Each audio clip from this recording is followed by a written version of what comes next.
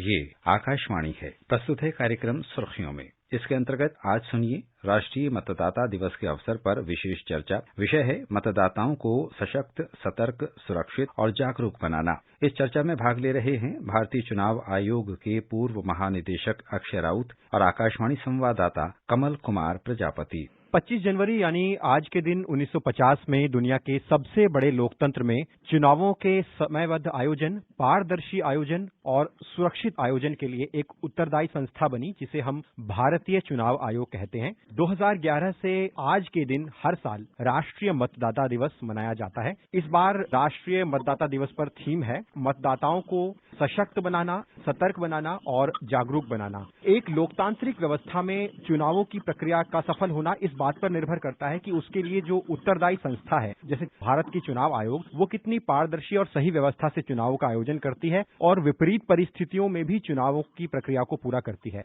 भारत के संदर्भ में हम देखें तो पिछले हमने इस कोविड महामारी के दौरान देखा कि विधानसभा और उपचुनावों का सफलतापूर्वक आयोजन किया गया और इस बात को इंश्योर किया गया कि जो वोटर्स हैं, मतदाता है, वो पोलिंग बूथ पर सरकार द्वारा दिए गए दिशा निर्देशों का पालन करते हुए मत दे और उनका उल्लंघन ना करे। मैं आपके अनुभव से जानना चाहूंगा कि जो चुनाव आयोग की इस स्तर की सक्रियता है, जिससे कि एक मतदाता मत देने के लिए पोलिंग बूथ पर आता है, ये कितनी अहम है और ये व्यवस्था, ये प्रबंधन किस तरह से बन पाया है?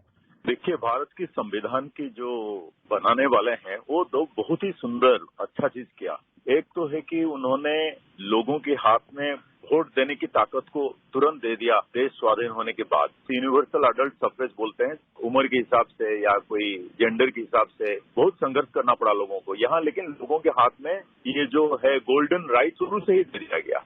दूसरी है कि ये संविधान के जो हमारे फादर्स हैं, उन्होंने इलेक्शन कमीशन बनाया कि देश में लोकतंत्र को सुदृढ़ करने के लिए जो तरीके से चुनाव, जो कि इलेक्शन का कि लोकतंत्र का एक बहुत बड़ा हथियार है लोकतंत्र को मैनिफेस्ट करने के लिए, वो जैसे ऑपरेशनलाइज कर पाएगा, ऐसे इलेक्शन कमीशन बनाया। लेकिन इसके होने के बाद भी जैसे कि आप देखिए, लोकतंत्र में अगर 50, 55, सबसे ज्यादा 60% का वोटिंग पार्टिसिपेशन होता है, उसका मतलब कहीं ना कहीं कोई डेमोक्रेसी डेफिसिट बनता है। तो इसके लिए 2009-10 में एक बहुत ही बड़ा चिंतन शुरू हुआ कि ऐसे क्यों नहीं हो कि देश में जो भी एलिजिबल है वो लोग रजिस्टर करें वोटिंग के लिए और जो भी रजिस्टर करें वो वोट दें। ये अगर नहीं होता है तो हमारे जो सबसे बड़ी लोकतंत्र है, फंक्शनल है, हमारा इतना पॉपुलेशन है और इतना वोटर्स हैं, उसका मायने क्या रखता है अगर लोग नहीं आते हैं, जुड़ते नहीं है। ये जो सिस्टमैटिक वोटर्स एजुकेशन और इलेक्टोरल पार्टिसिपेशन एक बहुत बड़ा कार्यक्रम, इसको आजकल फ्लैगशिप प्रोग्राम बुलाया जाता है और उसका एक पार्ट है नेशनल वोटर्स डे, जिसका कि आप आज जिक्र कर रहे हैं।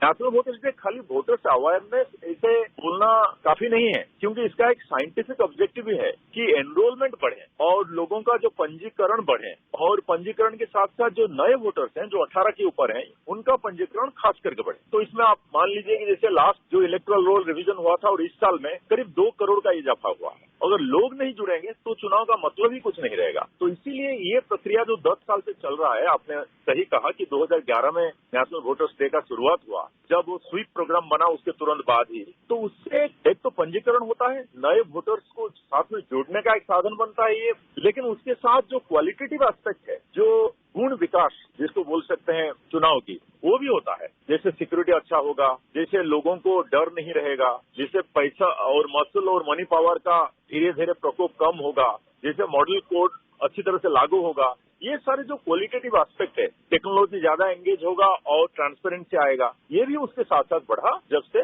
मूल मुद्दा है इलेक्टोरल पार्टिसिपेशन और उसके अंदर और भी जो फोकस ऑब्जेक्टिव है न्यू वोटर और यंग वोटर। इसलिए आज की तारीख में जो बहुत बड़ा स्लोगन चुनाव प्रबंधन ने दिया है कि कोई भी वोटर छूटे ना, ये आगे आगे लेकर ये बस लोकतंत्र को सुदृढ़ करने का एक प्रक्रिया है, वो चलता ही रहेगा।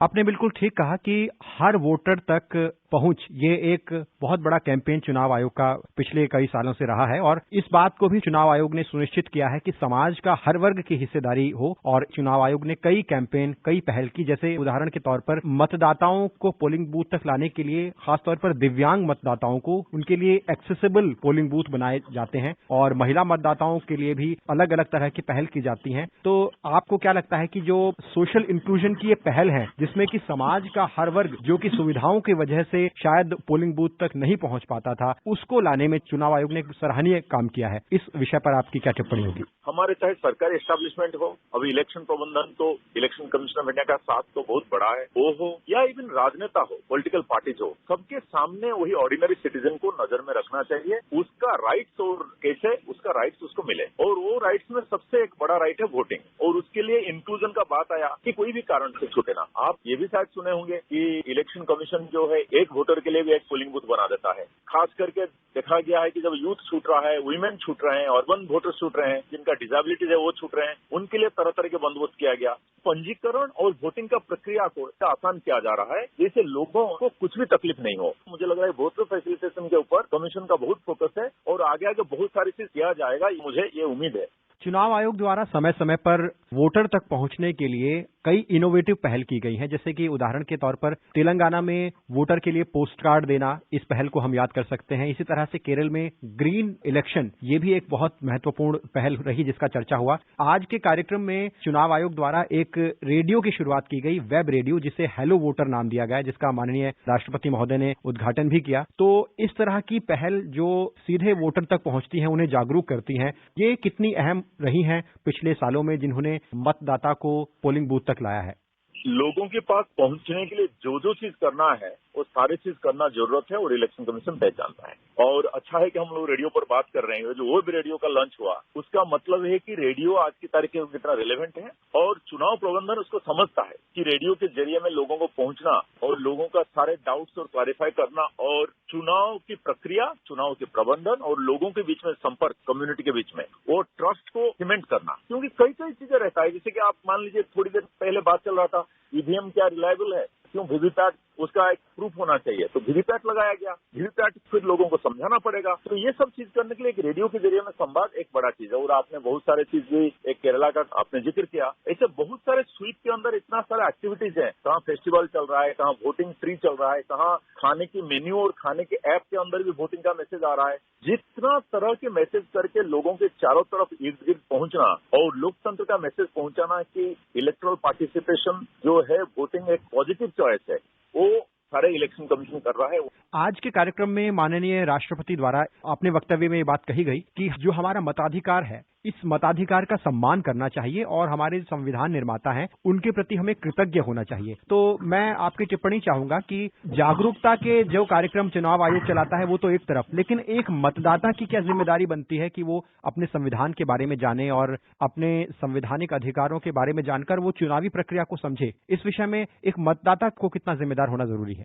बिल्कुल, ये दो तरह की काम है इसमें। एक है कि जो चुनाव प्रबंधन या एस्टेब्लिशमेंट वो इंश्योर करें कि हर वोटर को अपना राइट मिले, उसके लिए जितना भी उसको फैसिलिटेट किया जाए, जितना भी उसको मोटिवेट किया जाए, इन्फॉर्म किया जाए, वो चुनाव प्रबंधन का काम है। लेकिन वोटर का काम, जिसके बारे में आपने पूछा, वो राइट के साथ अपना रिस्पॉन्सिबिलिटी रखें। जो वोटर्स प्लेज आप अगर आज भी एडमिनिस्टर हुआ होगा सारे जगह में, कि कोई भी अनड्यू इन्फ्लुएंस, कोई भी आर्टिफिशियल डिवीजन जो कास्ट का हुआ और क्रीड का हुआ और पैसे के मामले का हुआ, ये सब चीज में नहीं आकर अपना कॉन्सर्न्स और ओपन माइंड एक्सरसाइज करके जो अपना फ्यूचर के लिए best candidate, best party, best agenda दिमाग लगा के वोट करें, बहुत ही एथिकल वोटिंग जिसको बोलते हैं वो करें। ये वोटर की तरफ से एक बड़ा दायित्व बनता है, क्योंकि खाली राइट से बात नहीं बनता है, वोटर का भी दायित्व बनता है। तब राष्ट्रीय चुनाव, लोकतंत्र और राष्ट्रीय मतदाता दिवस, ये तीनों का जो ऑब्जेक्टिव है वो सार्थक होगा। प्रधानमंत्री ने भी आज अपने ट्वीट संदेश में ये कहा कि हमारे लोकतंत्र को मजबूती प्रदान करने में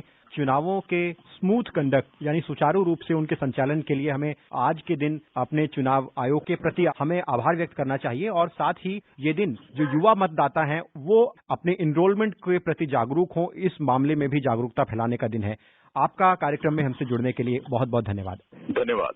अभी आप सुन रहे थे राष्ट्रीय मतदाता दिवस के अवसर पर विशेष चर्चा। विषय था मतदाताओं को सशक्त, सतर्क, सुरक्षित और जागरूक बनाना। इस चर्चा में भाग ले रहे थे भारतीय चुनाव आयोग के पूर्व महानिदेशक अक्षय राउत और आकाशवाणी संवाददाता कमल कुमार प्रजापति। ये कार्यक्रम आकाशवाणी के समाचार सेवा प्रभाग द्वारा प्रस्तुत किया गया। इसे आप हमारे mobile app news on AIR पर भी सुन सकते हैं। इस कार्यक्रम के संबंध में अपनी प्रतिक्रिया आप हमें ईमेल कर सकते हैं। पता है airnsdtalks@gmail.com।